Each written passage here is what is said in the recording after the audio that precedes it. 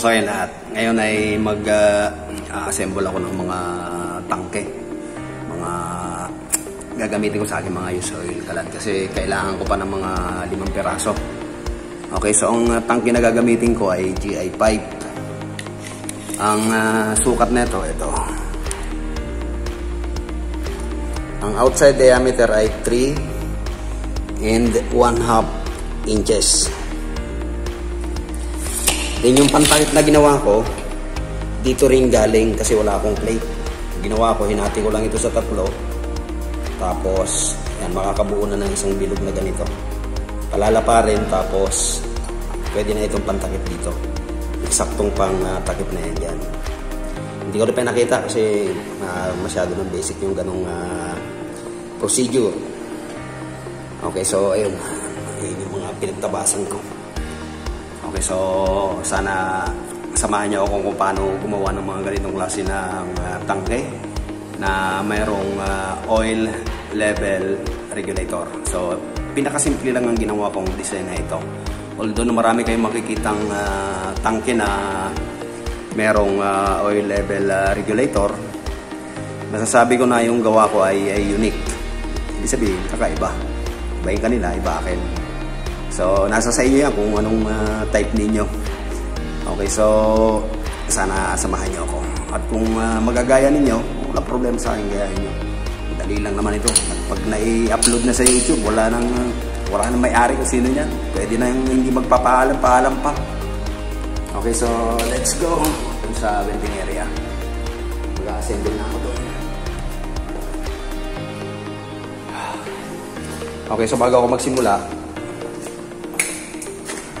ito ang ampere ginagamit ko. 105. Pero ang ginagamit ko na welding rod ay maliit, 2mm. Supposed to be sa libro. Ito ay maglalaro lamang sa 55 hanggang 75 amperes. So, minsan di ko na sinusunod yung libro. Ako naman ang gumagawa. So, para mas mabilis ang pagtrabaho, pag nag-i-spot weld, tinataasan ko na yung ampere para mas madaling magtrabaho. Ayoko nang dikit ng dikit. Para hindi ako mabutasan, hindi ko binababaran. So, kanya-kanyang design yan. Kanya-kanyang style. Okay, so, depende yan sa mga nagtatrabaho. Okay, so, sana samahan nyo ako at may mapulot kayong idea kung paano mag-assemble ng mga ganito. Piliin nyo lang yung matututunan nyo. Huwag nyo nang pulutin yung mga negative na makikita nyo sa aking mga video. Okay, gaya ng paggagamit ng PPE. Minsan hindi na ako nagamit ng PPE kasi para sa akin sagabal na ako. At saka aware ako kung anong mangyayari sa akin. For example, wala akong takip sa mukha. Alam ko na mamumula yan. Nakahanda na ako ron. Halimbawa, wala akong gloves. Alam ko na rin ang mangyayari.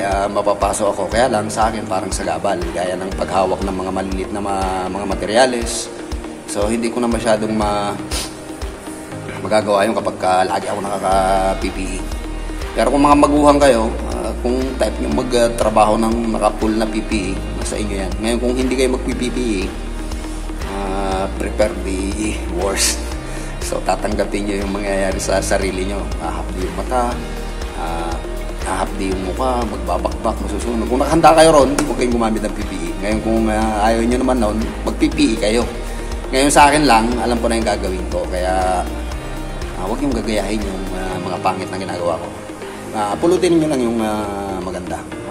Tara, simulan na natin to. Okay, so i-spot ko muna ito sa... Mag-i-spot muna ako. Then pagka nakapag-spot na ako, saka na ako magpupulwil. So ito, dalawa pa lang na i-spot ko. So then, magpupulwil ako mula rito. Mula sa side na to, papunta rito. Okay, so ang gagamitin ko pag welding, puro lang spot weld. Ibig sabihin, pahinto-hinto. Puro dot-dot. Bibilang lang ng normal na 1, 2, 3, bunot. 1, 2, 3, bunot. Ang patatamaan lang yung kalahating portion ng ating unang bead. So, para pagka tiniktik natin o tinanggal yung slag, parang full weld na rin ang dating. So, depende yan sa gumagawa. Kung gusto nyo nang i-full weld ng paikot, bahala kayo. Sa akin, ang gagawin ko lang ngayon ay alalay lang. Kasi nga mataas ang aking ampere na ginagamit. 105. So pag yan ay ginamit ko ng dire-diretso, malulusawan ako. Hindi ko makahabol yun. Mahihirapan ako. Mahihirapan kong kontrolin. No? Depende naman sa mga nagtatrabaho. Basta sa akin, this is my way. Okay, so sisimulan ko lang. So ito. Dalawang spot weld lang muna ginamit ko dyan. Ulitin ko. Dahil nandito na yung spot weld, pwede na akong dito magtrabaho. Mula rito, papunta ron. Okay, so para wala nang galaw. Isa lang may papayo ko talaga pinaka-importante. Pag nagwe-welding kayo, huwag kayong mawawalan ng salamin na clear or goggles. Kasi ito, subok ko na. Mahigit na akong 35 years na nagwe-welding. Pag wala ako nito, kahit pag ano ako kasanay, maski 2 pirasong welding rod lang, kapag wala akong salamin o goggles, nadadali ako. So, yun lang may papayo. Wag kayong magwe-welding nang wala kayong protection sa mata. Kasi pagka nadali kayo ng sakit sa welding, isusumpahan nyo lahat ng mga anito. I mean, tatawag kayo lahat ng mga anito para matulungan kayo. Ganun kasakit. Okay, so, simulan ko lang na ito. Masyado nang mahaba. Okay.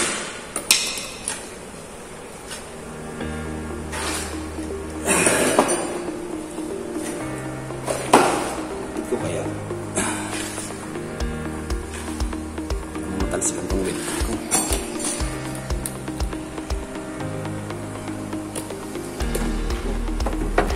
Pwede na siguro yung nagpaplay.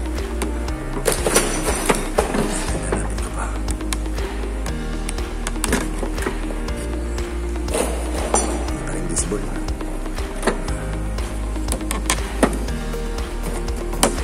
Pwede na siguro yan.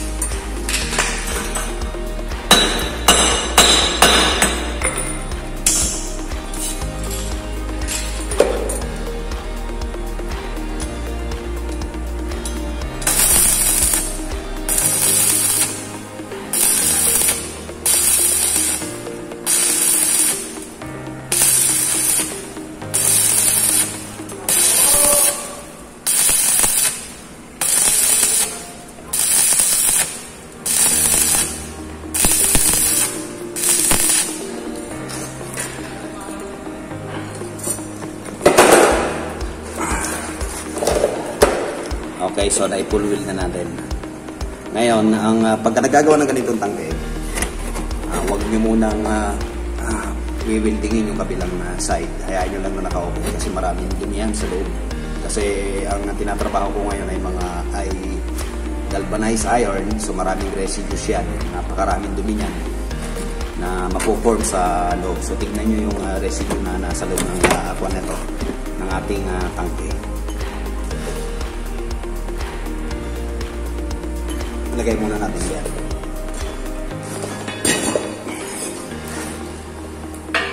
Okay, so sundutin ko lang yung loob.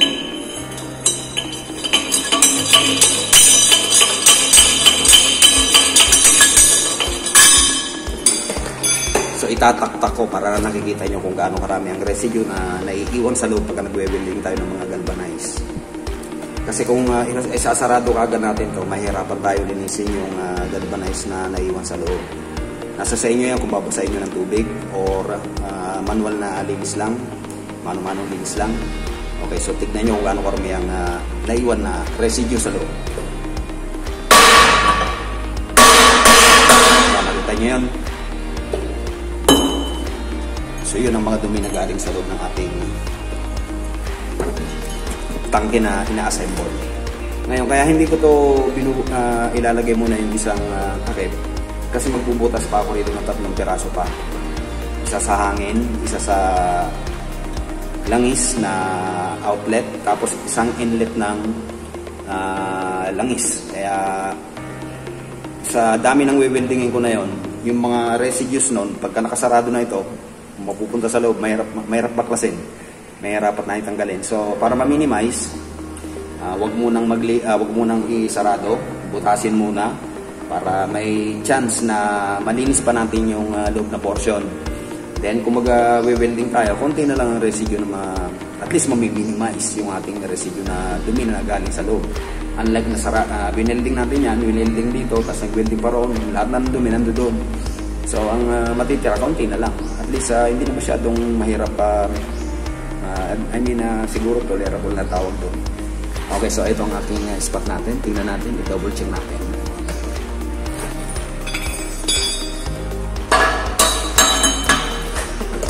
So ayan ang ating output.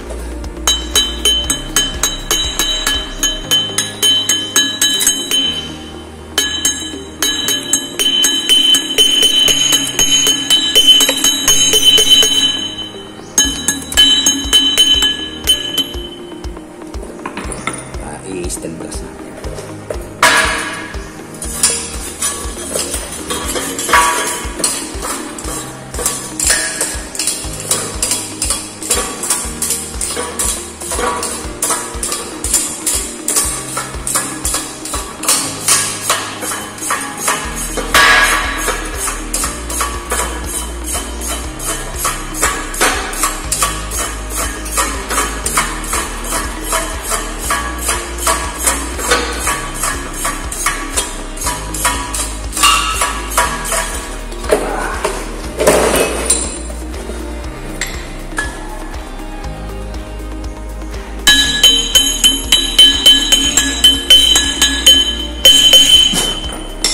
Okay, so ayan ang aking welding.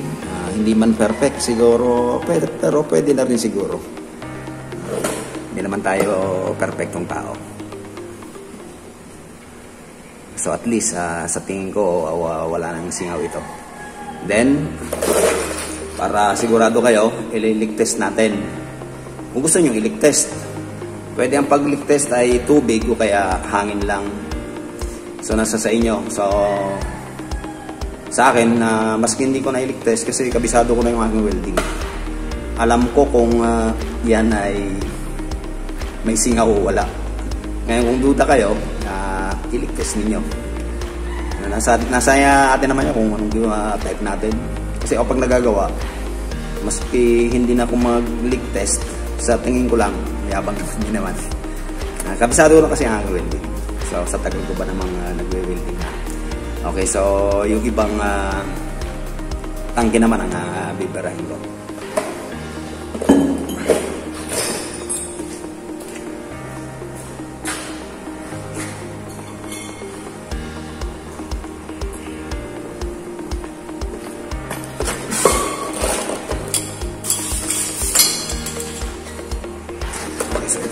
kasi lima itong ina-assemble ko ngayon. Yung mga ganito, hindi ko na pinakita paano magbilog. Next time, papakita ko. Para eksakto rito.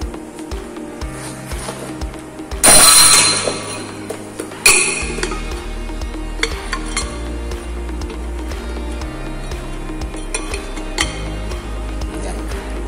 Eksakto na siya.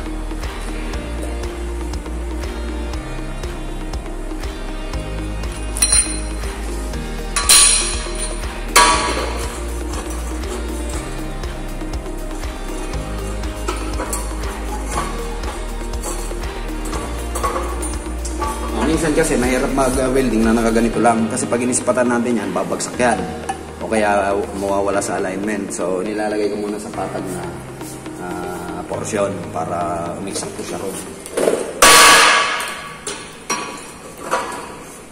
Tapos kinakapa ko yung ilalim kung talagang lapat na siya. Maglalagay lang ako ng lawit sa porsyon na to para makapa ko siya.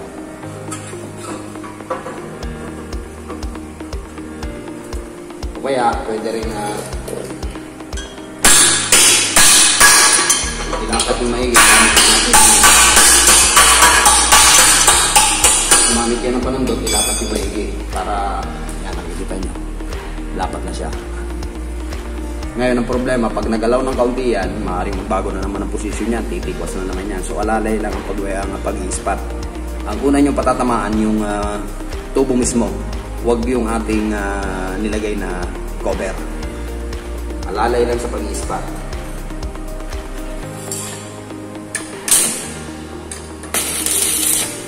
Ang unang patatamaan yung ano lang yung pinakatubo mismo.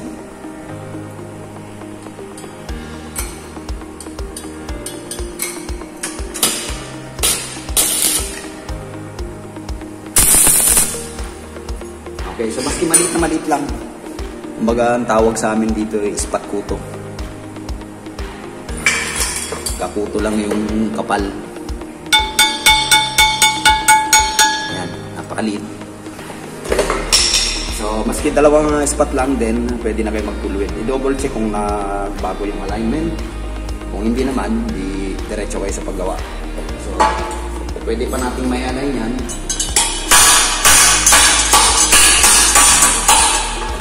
Sundutin nyo lang yung lahat ng bawat gilid. Okay, so sa tingin ko naka-align na. Pwede nang trabahuin. So maski dalawang spot lang, isa rito, tapos next, full wheel na.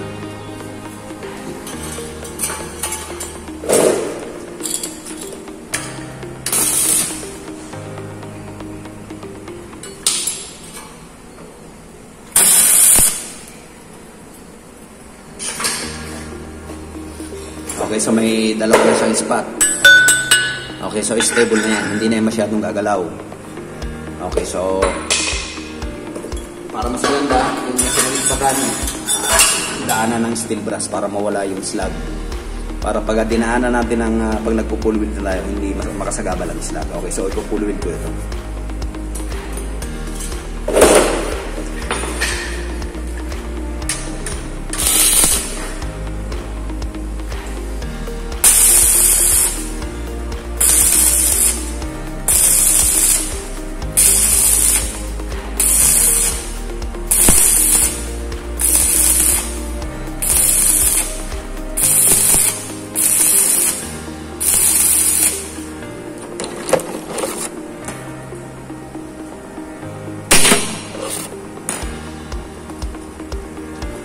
Okay, so kapag medyo tumagal yung pagtigil natin sa pagwe-welding, nakita na natin na naging itim na yung ating wine-welding, obligado na tayong tanggalin ng slag kasi pag nag-spot tayo, maaaring matrap sa ilalim yan. Kaya tatanggalin natin yung slag. Maski slag lang sa may crater.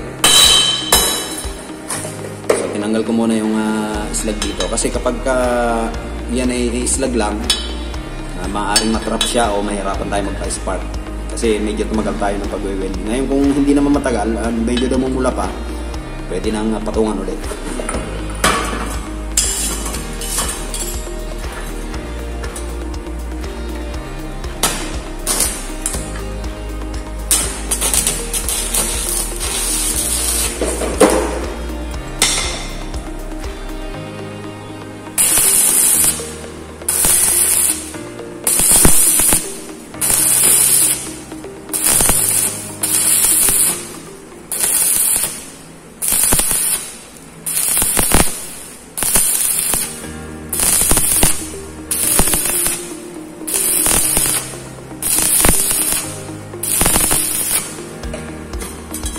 Pagka kaya namumula pa, pwedeng mag-welding pa na agad kaya dyan, maski hindi natanggalan ng isa.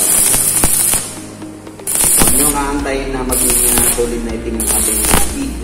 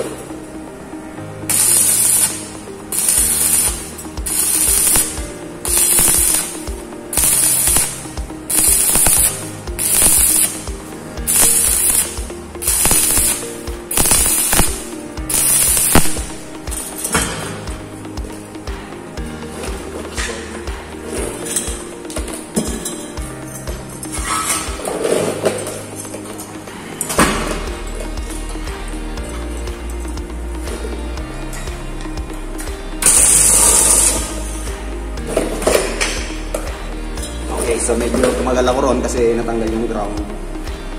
So obligadong tanggalin yung pinaghintuan natin o yung dulo ng slag na bine-welding natin. Maski yung dulo lang.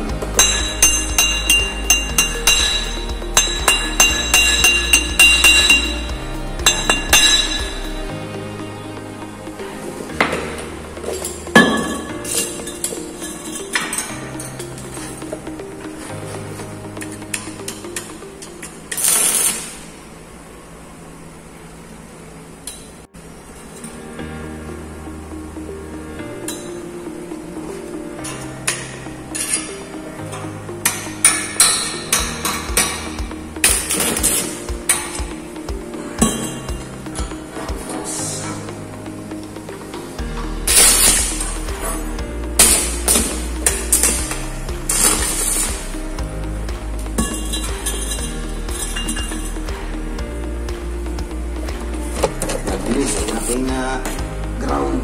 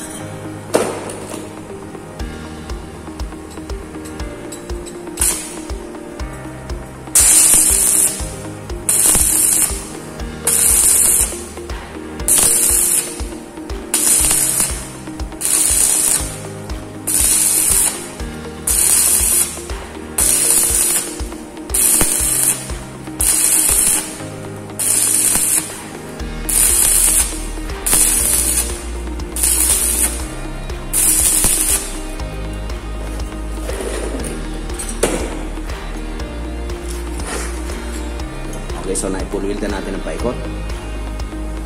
Okay, so linisin ulit natin yung tak-tak na lang naman muna natin.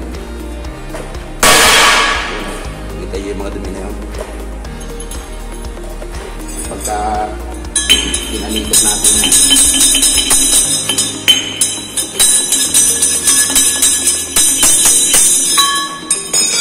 Ang daming nakuha rito. At ito pa. Kita nyo yung dumi na yun.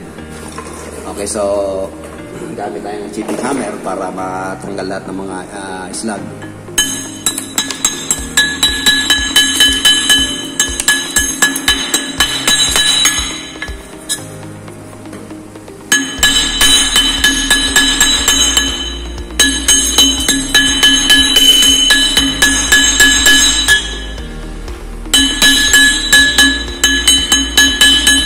Tapos, gamitan ng steel brush.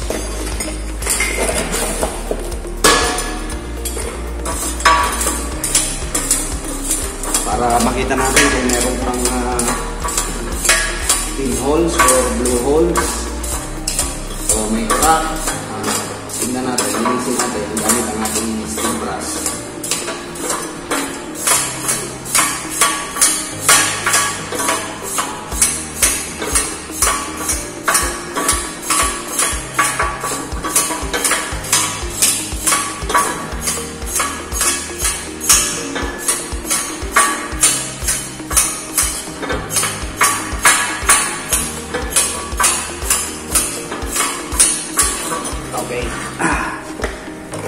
i-double check natin. Okay, so yan ang aking performance. Hindi man perfect, pero pwede na rin siguro.